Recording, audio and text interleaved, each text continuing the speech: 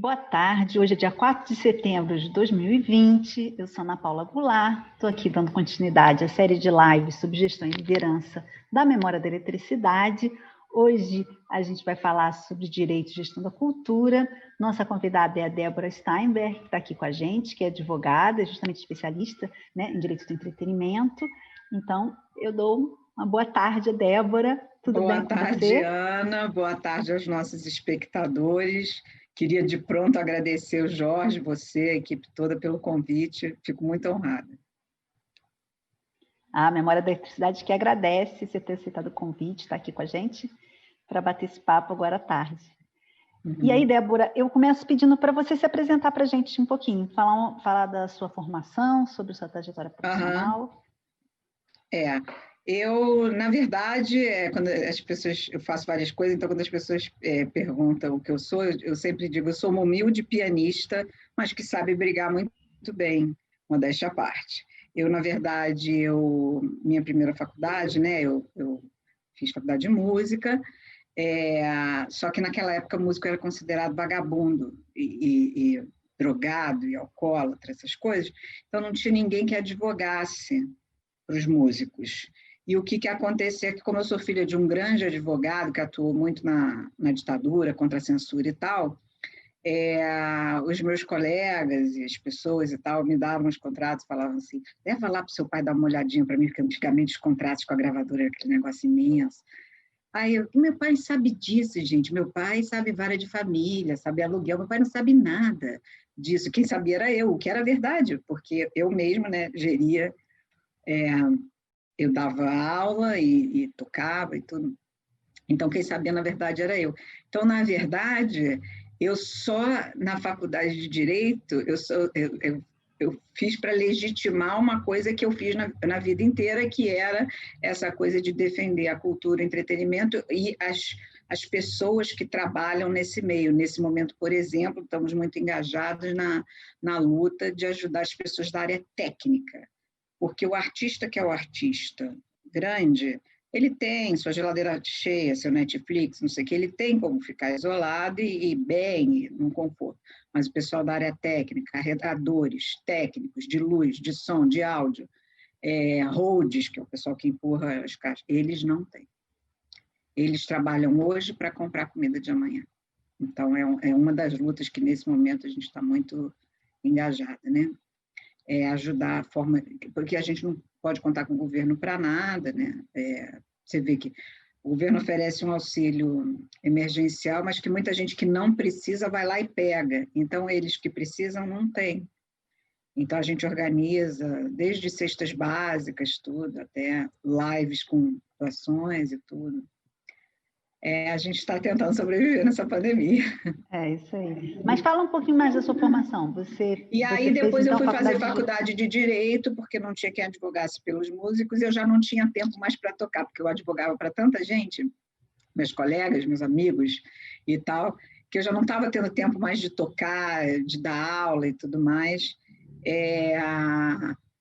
E também tinha uma coisa que ali nos anos 80, né, era muito horrível, essa coisa da cena, né, que essa cena é muito bem retratada no filme do meu maravilhoso e querido João Guilherme Estrela, que ali você vê, né, como era o ambiente da época. E eu não queria aquilo para mim, porque sempre fui saudável, sempre me preocupei. E a própria baixista que tocava comigo embarcou nessa, entendeu? Acabou esquizofrênica e tudo mais. Hoje em dia ela nem mora mais aqui no Brasil, está numa clínica lá fora.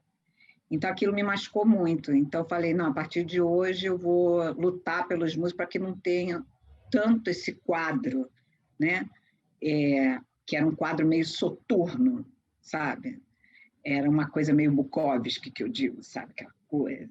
Então, luto até hoje, né? Tive na luta contra a Ordem dos Músicos, que era o último bastião da ditadura militar na música, né? Porque com a ditadura militar eles botaram um militar em cada seccional da Ordem dos Músicos. E como é que pode você ser presidente da Ordem dos Músicos sendo militar? Você sabe tocar o quê? Você viveu de cachê a vida inteira? Você sabe o que é não ter previdência privada, não ter dinheiro para pagar o INSS?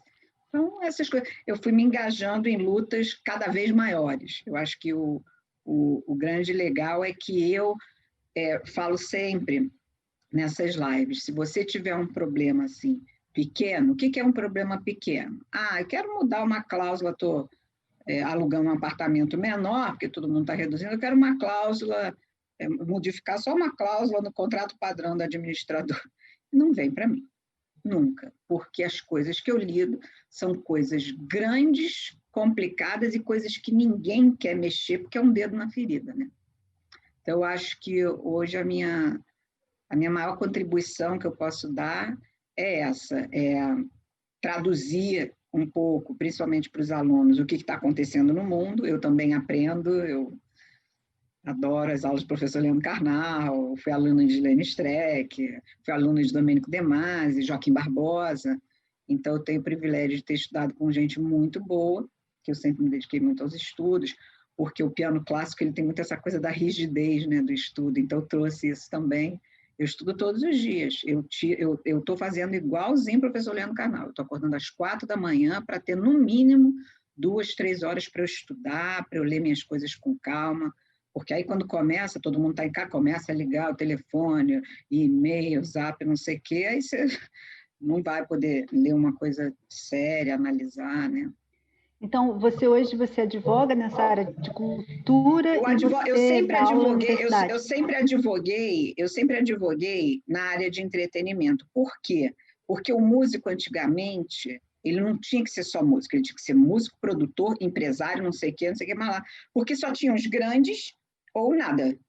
Você só tinha aqui em cima, sei lá, Caetano Veloso, Maria Bethânia, Gal Costa, e aqui embaixo era o Barão Vermelho começando, era Legião Urbana, depois, isso aqui. Então, era uma coisa assim que você tinha que ser o faz-tudo do negócio. Então, eu comecei ajudando eles a profissionalizar minimamente a operação. Você toda hora, você não era pago, o cachê não era pago. Por quê? Porque não tinha contrato. Então, eu fiz aqueles contratos padrão que todo mundo utilizava na época, mas eu fazia com que os meus amigos, os meus pessoas que... Então, olha, você assina um contrato, porque aí, se por um acaso não pagar, você tem como cobrar. E tal. Então, fui explicando, de tanto explicar as coisas para os outros. Passou-se 30 anos e para mim parece que foi ontem, porque eu estava até lembrando numa outra live, eu lembro dessas cenas, assim, que ainda são antológicas, muitas coisas, assim. Então, eu acho que dentro do meu projeto de vida, que é ajudar a máquina a rodar, eu acho que eu fui bem e continuo querendo melhorar cada vez melhor. Atualmente estou muito preocupada com o Brasil, como todos nós, com qualquer pessoa que tem um mínimo de Léo com Cré, e a luta agora é a gente realmente ver como que a gente vai administrar a crise social, institucional e econômica na qual se encontra o Brasil, que o Brasil realmente está inclusive com a imagem lá fora, né? Minhas irmãs, tem 2 irmãs que moram fora, a imagem lá fora péssima, entendeu? Então, Brasil que sempre foi mais considerado, assim, sabe? Então, Débora, vamos falar um pouquinho dessa crise impactada pela pandemia no setor cultural.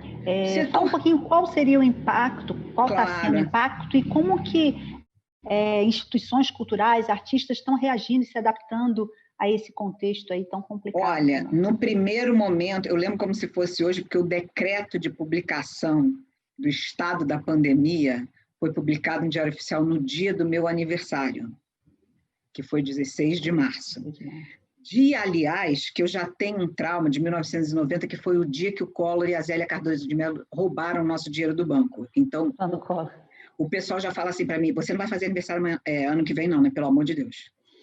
Porque chega, tá bom, aquele plano lá e esse aqui, negócio da pandemia, que sai tudo no Diário Oficial no dia do meu aniversário. Então, no primeiro momento, foi o caos. No primeiro momento, as pessoas literalmente se desesperaram no sentido de realmente acumular as coisas em casa, comida, mantimentos de forma geral, os músicos, né, com seus instrumentos, né, e agora, vendo, não vendo, porque o primeiro impacto foi esse. muito do setor cultural vive das apresentações, né? O teatro, o circo, os shows de música, né?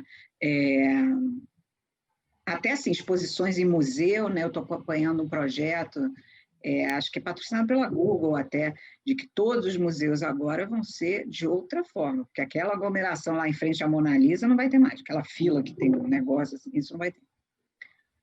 Não vai ter, não é agora, não vai ter porque vai demorar esse tempo. Então, o primeiro momento foi muito caótico. No primeiro momento, a gente teve, inclusive, gente que se suicidou. Um deles é aquele ator, esqueci o nome dele. Flávio Miliasso.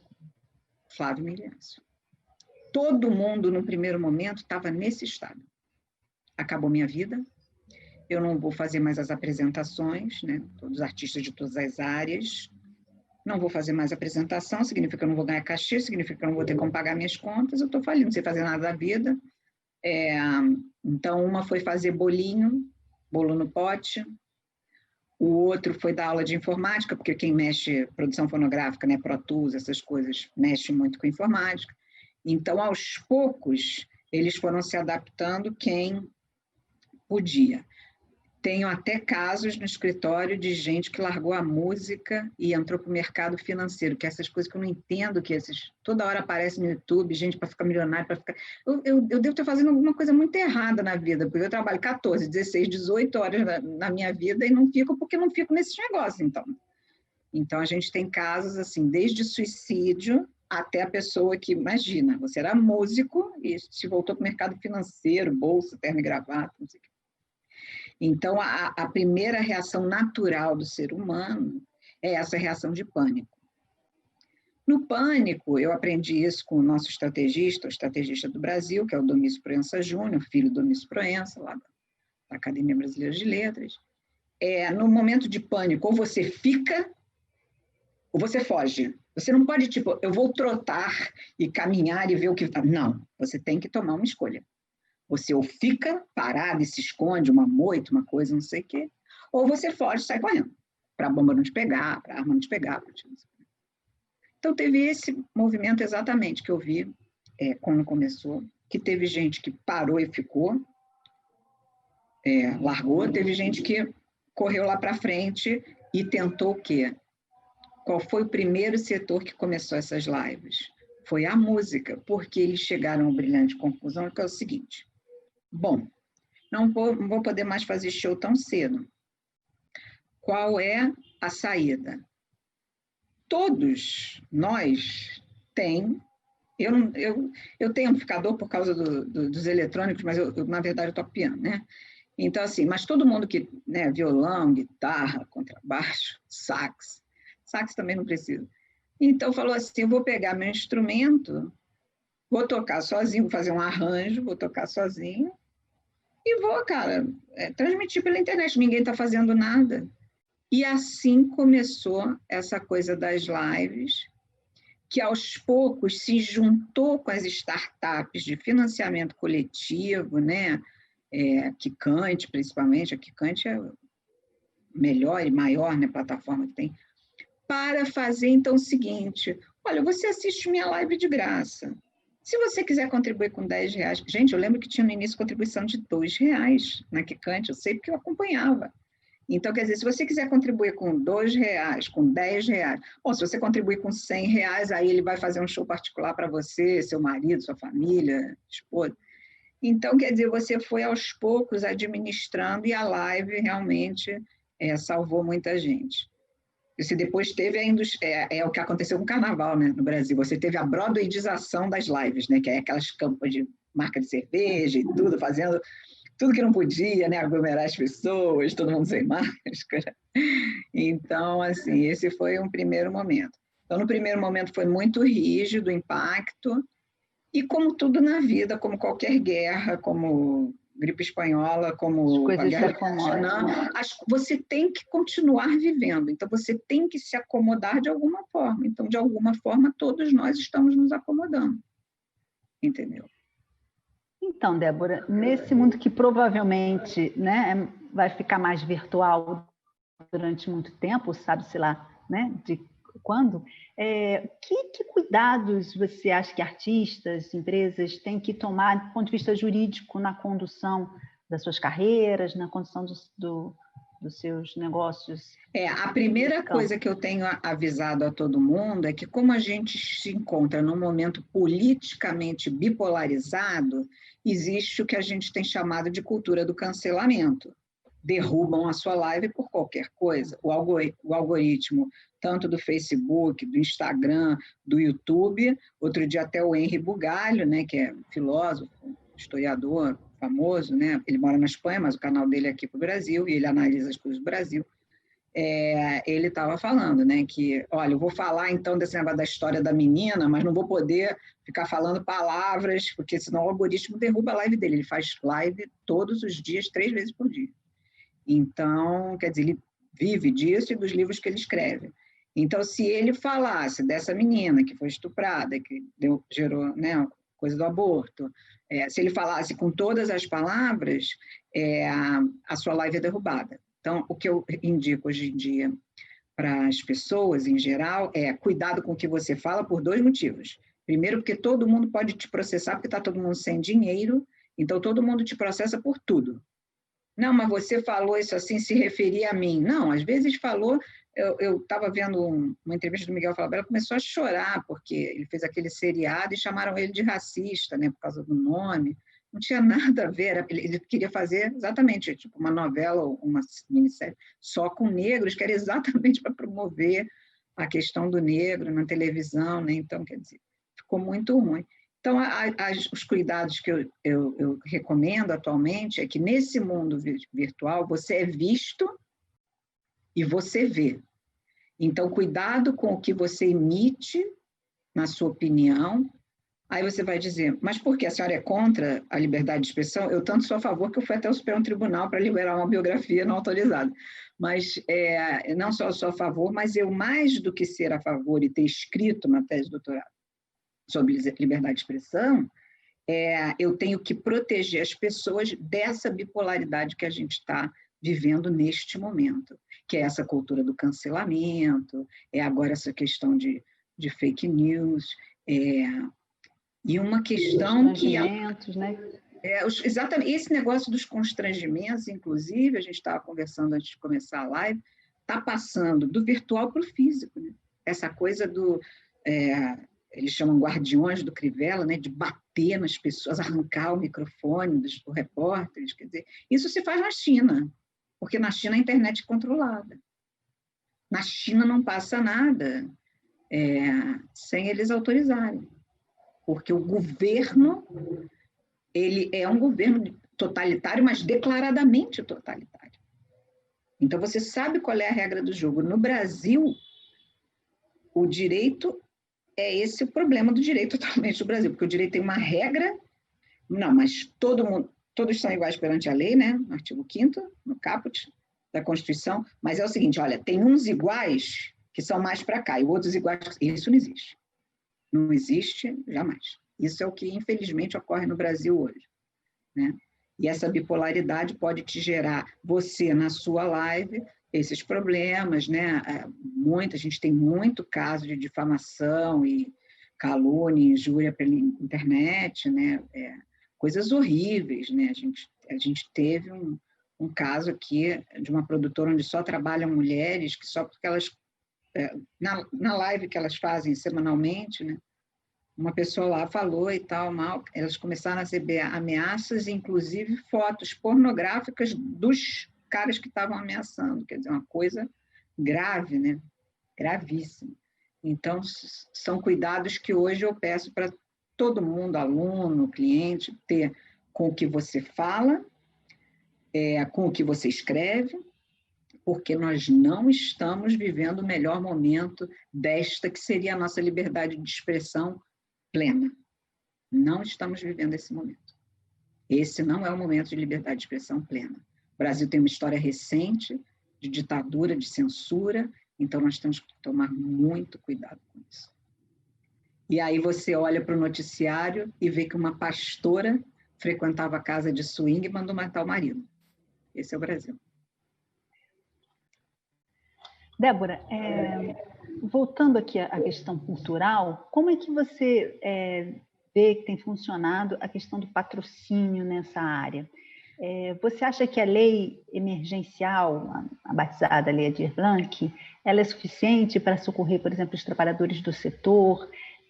O que você acha da Lei Rouanet? Então, pedia para você falar um pouquinho desse cenário legal, né? Vamos dizer assim, a Lei Rouanet, por um lado, a Lei Aldir Blanc e a questão dos patrocínios aí nesse cenário. Claro. Houve o primeiro momento de choque para o nosso setor, é que assim que o presidente assumiu, né, tomou posse do governo, ele acabou com o Ministério da Cultura e o Ministério do Trabalho e Emprego, que eram os dois ministérios que regulavam a área de cultura, entretenimento, diversões públicas.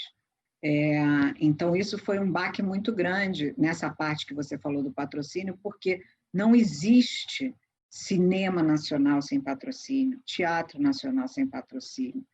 Não existe, porque não existe uma indústria formada, agora até mais, né? Até mais. Com o Netflix, essa entrada das TVs a cabo no conteúdo de entretenimento, no Brasil foi a salvação, porque aí você tem aquela série 3%, que é do Netflix, tem as séries que são do HBO, a própria Globo, né, fez aquela série sobre o médico, aquele estuprador lá de São Paulo, que agora voltou para a cadeia e tudo. Então, são todas produções nacionais que geram dinheiro nacional, né, e que movimentam essa economia e que são a salvação, porque nenhuma delas foi patrocinada, quer dizer, foi patrocinada pelos canais, né, Globo, HBO, Netflix. Então, essa foi a salvação do setor, porque a Lei Rouanet mesmo não mais... A partir do momento que você não tem o Ministério da Cultura, todo mundo ficou com medo, né? Inclusive até da entrada, né? No máximo, não estavam saindo muitos editais, né? Para você apresentar os projetos. É uma coisa de estancar mesmo a cultura, é uma coisa propositada de desmonte do setor, né? Então, nesse primeiro momento que não se tem Rouanet, você imagina anos trabalhando, né, com a lei do audiovisual e com a Lei Rouanet, então os empreendedores dessa área cultural e de entretenimento ficaram desesperados, né, porque como que eu vou sobreviver? Você sabe que a bilheteria de uma peça de teatro não custeia o que a peça de teatro custa, né? Ali não, jamais. Então, as alternativas foram aparecendo e... por exemplo, de exibição, vou dar um exemplo do teatro, né? A exibição da peça, que foi encenada naquela época, aí você que não teve oportunidade de ver, de repente, vai ver, e muitas por contribuição solidária, né?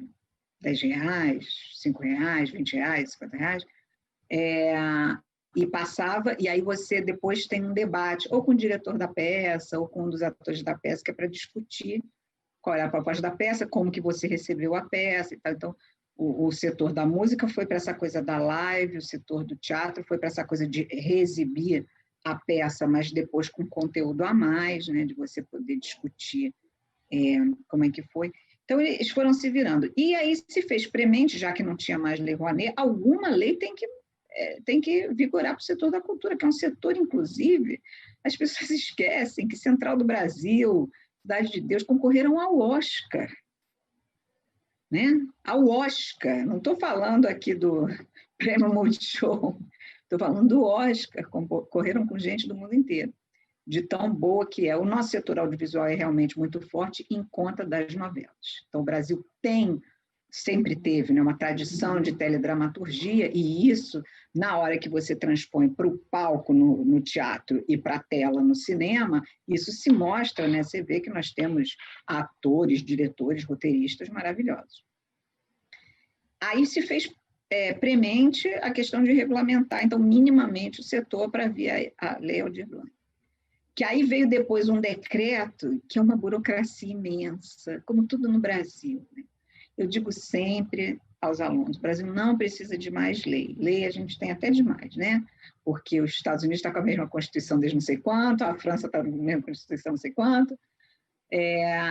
Aqui é o único lugar do mundo que, como eu escutei hoje de manhã o Marco Antônio Villa, que eu sempre escuto de manhã, o Brasil é o único lugar onde se legisla por PEC, que é a emenda constitucional, que é um negócio absolutamente enlouquecedor, né? Que devia ser uma coisa assim, excepcional e tal. O sistema brasileiro é um sistema todo de cabeça para baixo, né?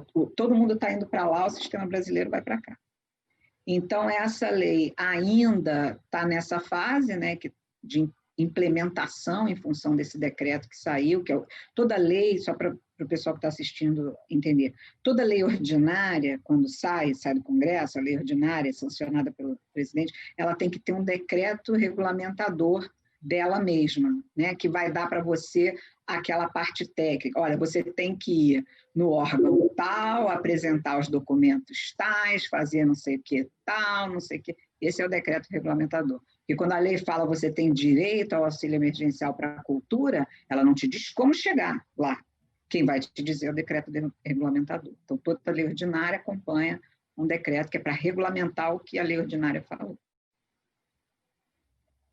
Tá certo.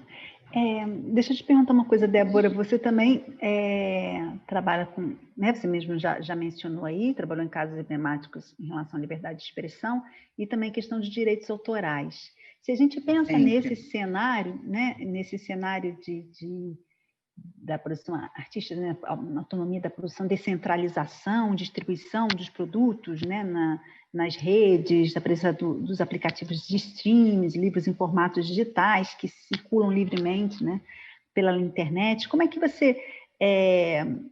você vislumbra aí o futuro e como dessa produção nesse cenário, que é um cenário tão difícil de controle, né? Como é que você vê essa questão de direito autoral num contexto desse, que é um contexto tão pulverizado e tão... Uhum.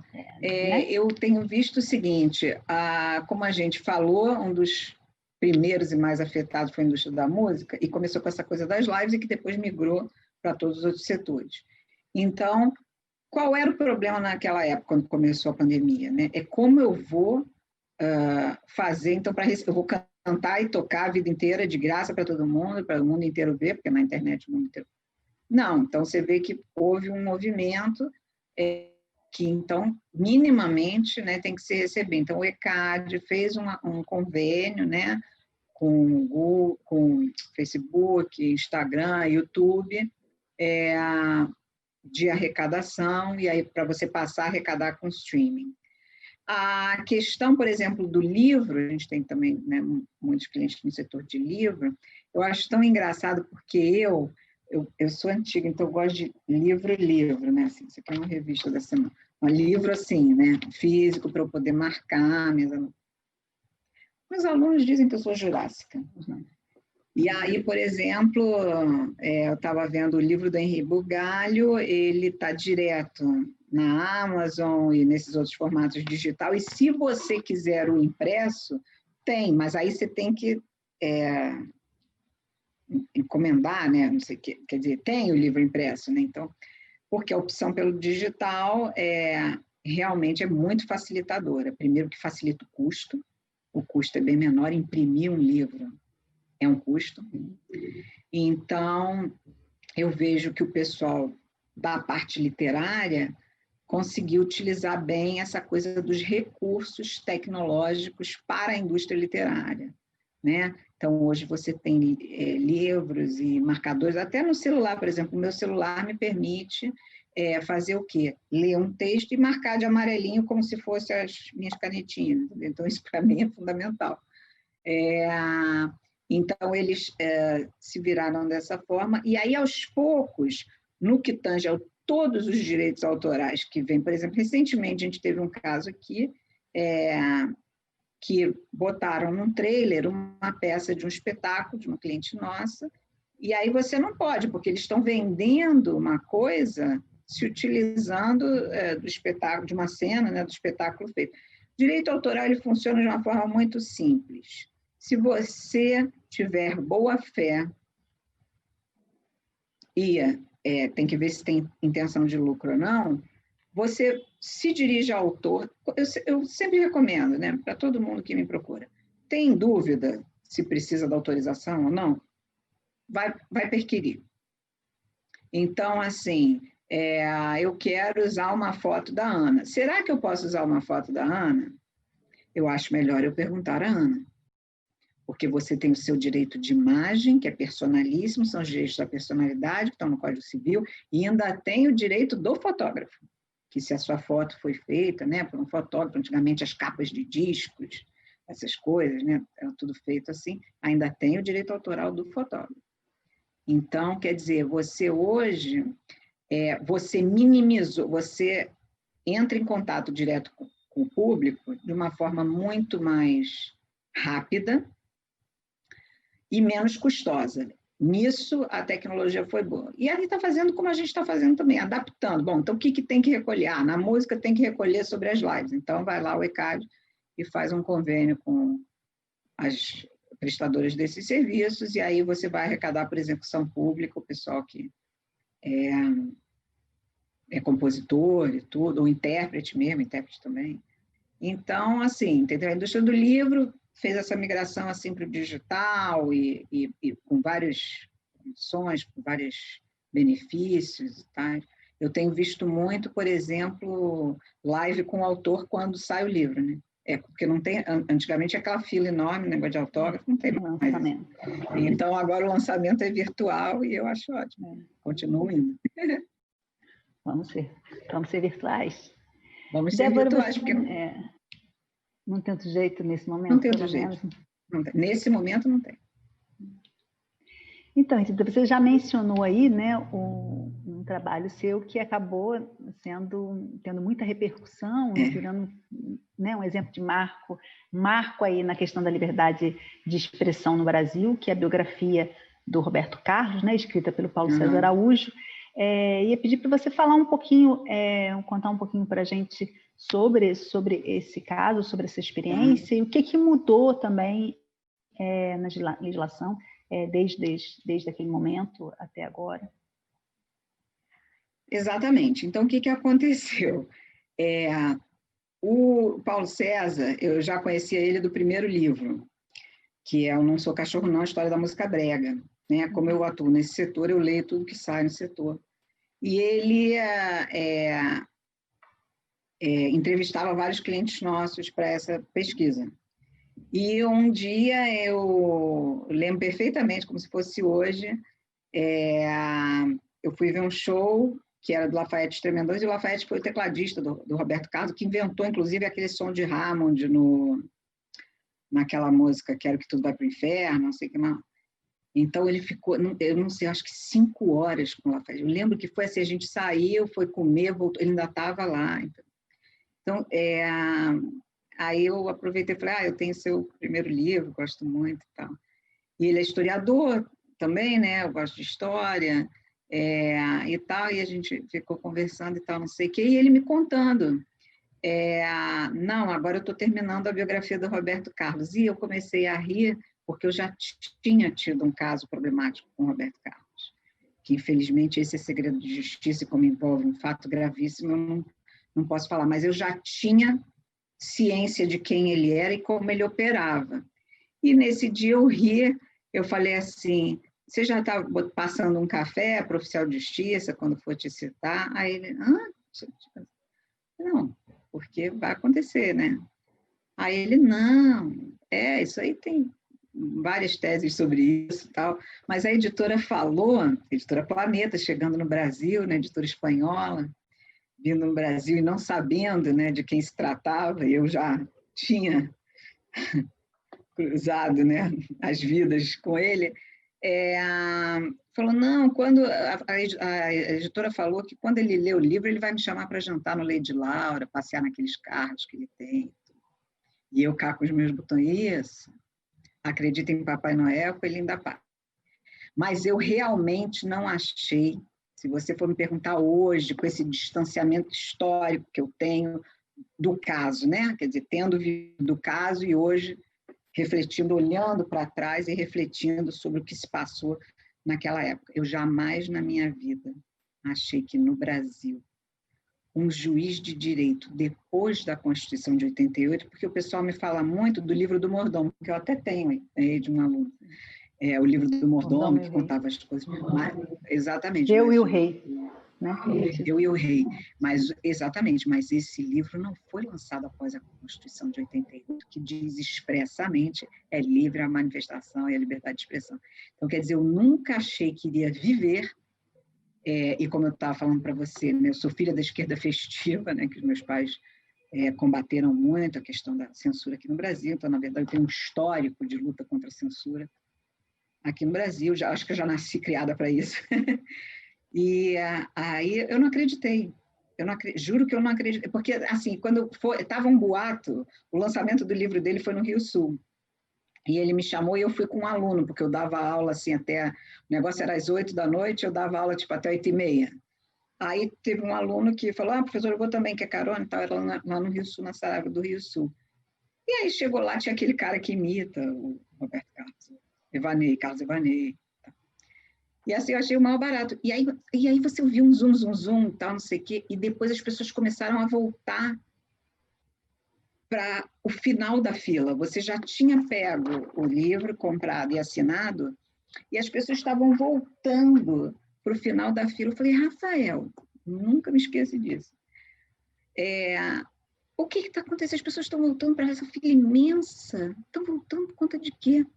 Não, professora, é que está rolando aí um boato na internet que ele vai mandar caçar o livro. Eu ri.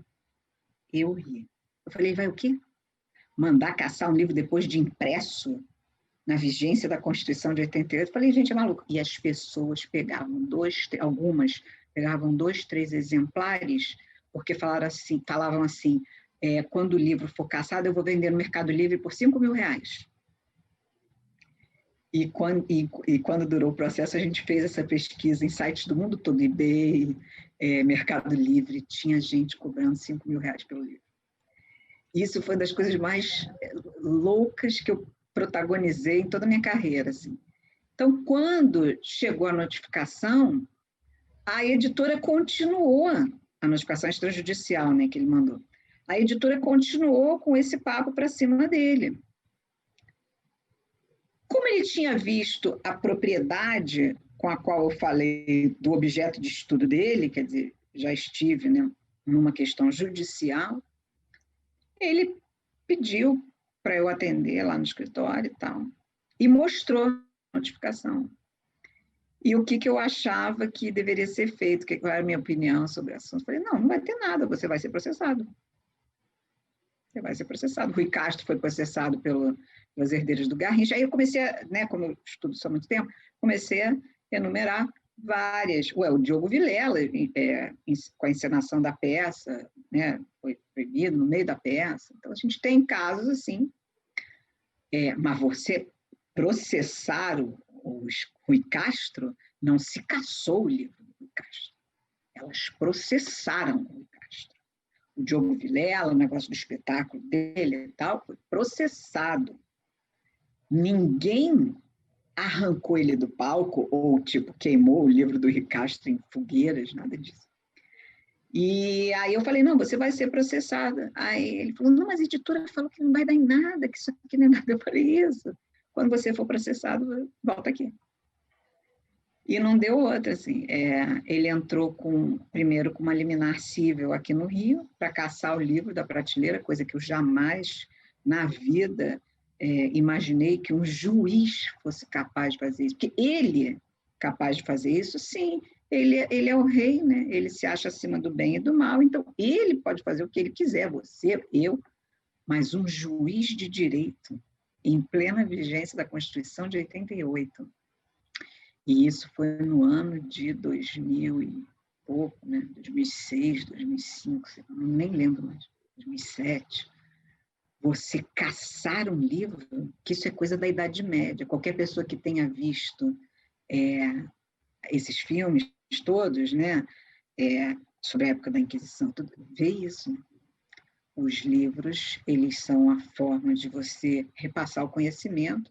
Então, eles eram apreendidos e queimados, assim como as bruxas, porque a igreja não queria que as pessoas tivessem acesso à informação, que é outra coisa que está também na Constituição, por um acaso.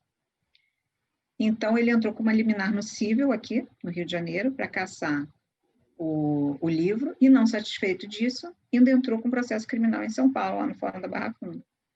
Então, você que ouviu da editora que não ia dar em nada, você acorda com 2 processos e com a imprensa inteira te ligando. Né? E foi muito dolorido. Olha, eu não desejo para ninguém o que Paulo César passou naquele momento, para ninguém. Porque a editora falou que não ia dar em nada, mesmo com os processos, e mesmo com a liminar, falou não, que não vai dar em nada. O Roberto Carlos nem vai, porque a primeira audiência que marcou foi a do dia... Aliás, a primeira que marcou tem um fato muito curioso nesse... A gente conta tudo isso no meu livro, no livro dele. A primeira audiência foi marcada para dia 13 de abril de 2007. E ele ligou pessoalmente para o gabinete e falou, o senhor não sabe que eu sou supersticioso, que eu não saio dia 13? Quer dizer, é aquela... Ele tem a certeza de que ele é maior do que nós, né? Que ele é acima do bem e do mal, que ele é acima da lei, de que ele não tem que respeitar lei nenhuma, porque ele é ele. Né? Então, mudou, foi para dia 22, e a editora falou, não, ele não vai. E o Paulo César falou, mas eu vou sozinho daqui, eu não posso levar ninguém. Ele ia levar um amigo dele, que infelizmente é falecido, que era da Veja, né? Porque ele fez jornalismo também. Então, a editora, não pode entrar ninguém, e ele não vai, isso não vai dar em nada, audiência de conciliação. E foi aquela audiência que foi aquele circo que eu jamais pensei, né? Hoje em dia eu estou vendo circo, mas porque esse negócio telepresencial, a gente todo dia recebe, né, nos grupos e não sei o quê. Hoje saiu, até mandei para um colega assim, gente, vamos sair da Disneylândia. O juiz dizendo que não pode fazer uma audiência de instrução e julgamento, que tem inquirição de testemunha e tal, eu aqui, você aí, porque você atrás da sua tela vai estar o advogado falando, sim, essa pergunta, não, essa pergunta, claro. Óbvio, mas isso é tão óbvio. Mas é que no Brasil se legisla para quem não quer sair de casa e ganha mais de 50, 70 mil por mês. Não quer sair de casa porque não é porque com risco de contaminar, porque não quer sair de casa mesmo.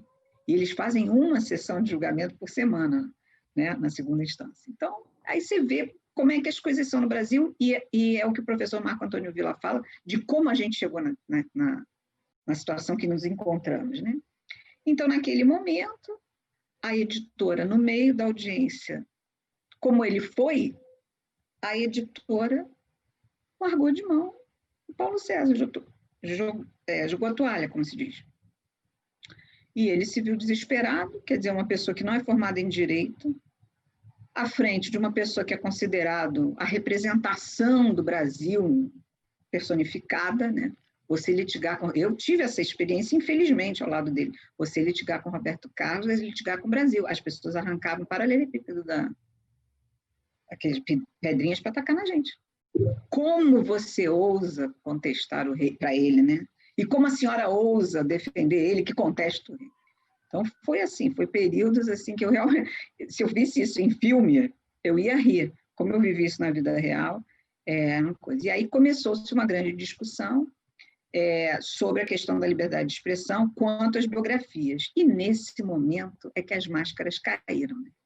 Porque aí me aparece Caetano Veloso, Chico Buarque, Gilberto Gil, montaram uma instituição, né, que é o Procure Saber, para impedir que as biografias fossem feitas sem autorização dos artistas.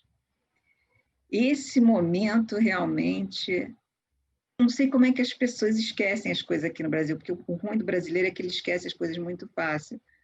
Porque essas mesmas pessoas que veneram, o público desses artistas que o veneram, cadê vocês na época que não foram comigo lutar lá, fazer manifestação na frente do Supremo? Não teve uma manifestação, não teve nada. Ele não teve um apoio, porque além de estar litigando contra o rei, agora ele litigava também contra o Caetano Veloso, contra coisa que formaram uma instituição, um CNPJ, para entrar de amicus curiae lá na ação, para impedir realmente o exercício da liberdade de expressão através do livro biográfico. Né? Foi muito tumultuado esse processo e foi pessimamente conduzido, porque a editora efetivamente foi pega de surpresa, porque eles efetivamente não eram daqui, então eles eram espanhóis, eles não sabiam o peso e a força e o que significa Roberto Carlos no Brasil. Então, eu hoje, com o distanciamento histórico que eu tenho, eu entendo que eles eu acho que nunca foi má fé, não, era uma coisa de não saber mesmo, sabe? Porque existe 500 mil biografias sobre o Frank Sinatra, falava que ele era bêbado, existe 500 mil biografias falando sobre Elvis Presley, que ele era drogado, viciado em anfetamina, não sei o quê. Tem milhões de biografias do James Brown, que ele batia nas mulheres, que ele fazia... No mundo todo, isso é assim. Você se sentir tangenciada, né, em sua honra, você, ok, processa o autor e a editora, mas caçar o livro e ainda dizer que vai queimar tudo numa fogueira, tipo fogueira santa de Israel, negócio meio evangélico, né? Aquilo naquele momento era surreal, né? Naquele momento era surreal. Mas aí acabou que no final das contas ele perdeu mesmo, né? No final das contas, eu fiquei muito decepcionada, né, com o judiciário, que, como sempre, o abraçou, né? Não adianta, você litigar com uma instituição nacional, é isso. E o judiciário, ele fez o seguinte, ele nem tanto à terra, nem tanto ao céu. Então, é assim, existe a decisão do Supremo que diz que você, Ana, se quiser escrever uma biografia sobre Débora,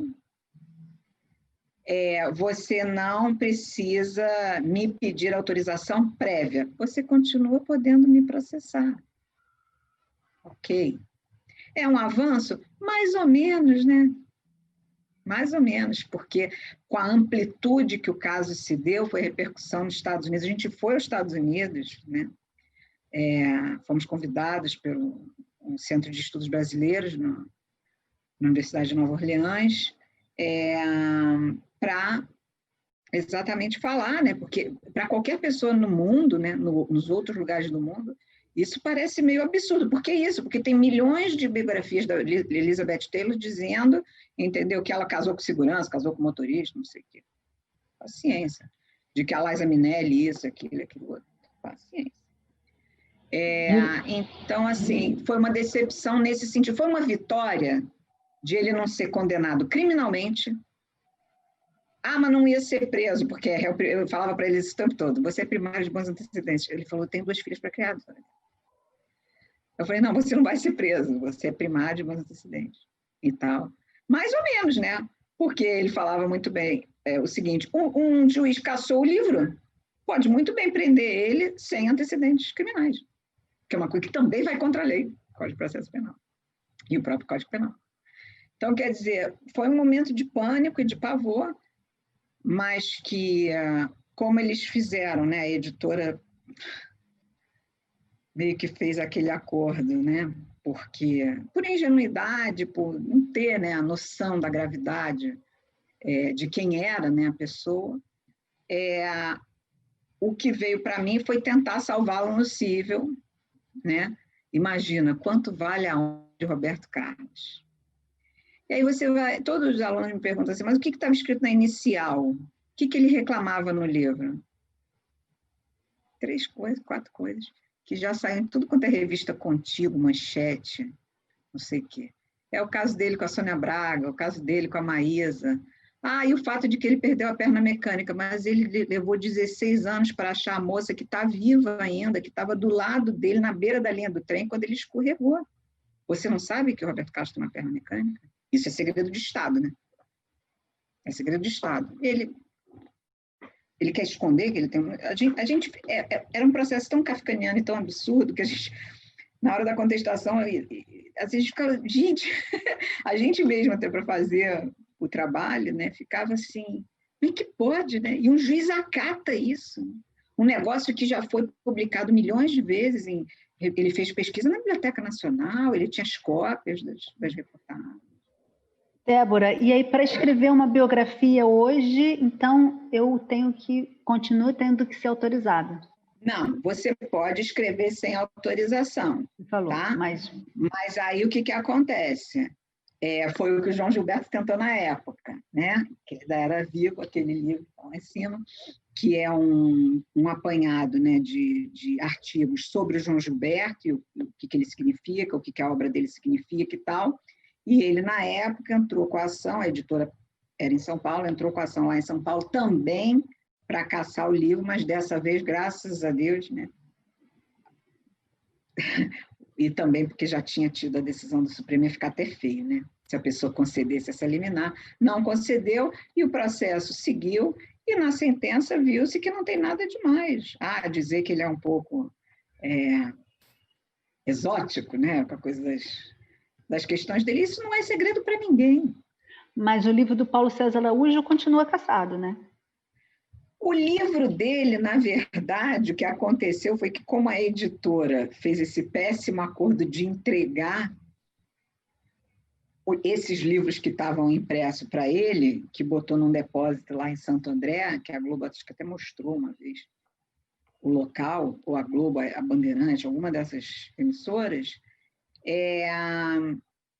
acabou a versão impressa.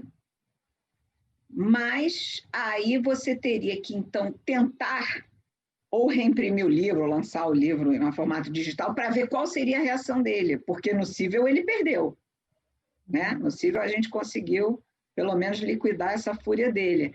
Então, você teria que ou imprimir o livro de novo e lançar, ou lançar numa Amazon Kindle, num negócio desses, para ver qual seria a reação dele. Entendeu? Se arriscar numa outra batalha, né? arriscar numa outra batalha ou não. Você vê que já naquela moça que fez a tese de mestrado de design, que eram as coisas da Jovem Guarda, ele notificou ela, mas não entrou com a ação, porque já tinha saído a decisão da STF. Ele ia entrar com a ação. Ele notificou ela para entrar com a ação. Entendeu? Débora. Porque a tese dela tem todos os croquis, né, dos vestuários deles, tudo. É lógico, é de design, moda. Débora, nossos minutinhos aqui estão acabando. Queria bater muito papo com você aqui ainda, mas adoro porque eu relembro um momento que, embora foi difícil, a gente teve realmente uma felicidade, né, assim, de ter livrado uma pessoa que, inclusive, não ia ter condição financeira, porque quanto vale a honra do Roberto Carlos? Ia ser arbitrado em milhões. Da onde tirar esses milhões? Ele é professor de história. Então, a gente tem 2 minutinhos aqui, mas eu tenho que te fazer essa pergunta, porque você falou aí que você é pianista, mas você é vocalista também de uma banda de rock só de mulheres, é isso? Eu sou considerada a rainha do rock pesado no Brasil por inúmeros motivos. Eu tive a primeira banda de rock mais pesado no Brasil que tinha mulheres tocando, que era só eu e uma baixista, porque não tinha mais mulher que tocasse. Rock, né? Aquele rock pesado. Rock, né? Classic rock. E aí a gente tinha um baterista que fazia os shows. E então eu sempre fui dessa área. Primeiro que eu sempre toquei, eu comecei a tocar com 4 anos e cantar com 6. Comecei a dar recital com 10. Então essa área eu conheço muito bem. Hoje me ligou um cliente novo, indicado por um outro cliente, falou: não, eu vou mandar a faixa para a senhora ver se é plágio. As 2 faixas que ele quer litigar, porque ele falou que a senhora é ótima musicista, musicóloga, então que pode confiar. Se a senhora disser que é plágio, pode entrar com a ação, não sei o que, tudo bem. Porque tem isso, né? Eu tenho um capital a mais nas minhas ações, que é você saber ler partitura, entender de música, saber que não tem nada de 3 ou 4 compassos, que na verdade é qualquer coisa. E como eu tive essa banda bem jovenzinha, né? Eu tinha 13, 14 anos e tudo, e estourou. Mas, na época, era essa época que eu estou te dizendo, barra pesada, dos anos 80. Então, como ela foi para esse caminho e tudo, aí a banda se desfez e eu falei: eu não quero isso para a minha vida e tudo, não sei o quê. Eu nunca deixei de cantar e tocar, jamais. Mas aí, essa banda tal se chama como? Qual o nome? A minha banda se chama Hexwife, que é um trocadilho celta. A minha banda, na verdade, é um movimento de origem feminista, né? Isso é claro, porque eu tive aula com Rosemary Muraro, eu fui uma das primeiras alunas dela, Gabriela Leite, eu fui aluna de todas as grandes, da Célia Garbaio, né? Eu fui aluna de todas as grandes feministas aqui do Brasil, então não podia ser diferente. Né? Então tinha que ser. O sonho da minha vida era esse, quando me perguntavam assim, quando eu tinha, sei lá, 25 anos, 20 anos, qual é o sonho da sua vida? Eu falei, o sonho da minha vida é ter uma banda de rock só de mulher. Porque eu vou provar Maravilha. as coisas que eu quero provar. Já Então, provei maravilha.